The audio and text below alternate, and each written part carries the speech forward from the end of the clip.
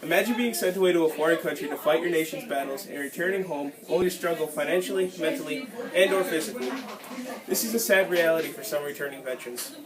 These men and women fought to protect the sovereignty of the United States and are now having a hard time providing for their families and themselves.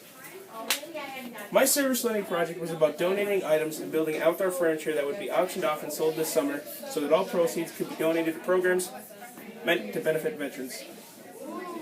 The service I took part in was only around for the sole purpose of helping veterans.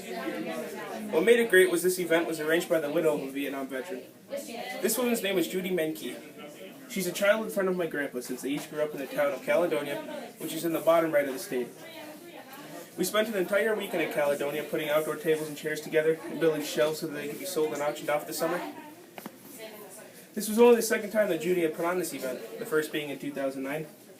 She only invites her friends and family to go down to Caledonia and help out. The reason she holds this event is because she lost her husband in a car crash. Her husband died in 1979.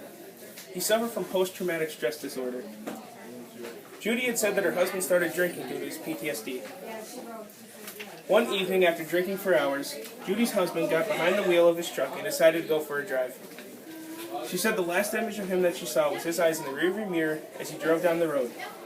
She would get a call only 40 minutes after he left, notifying her of the crash he was involved in that would claim his life. Her husband's name was Michael. He was only 32 years old. Judy is now 67 and still remembers that night.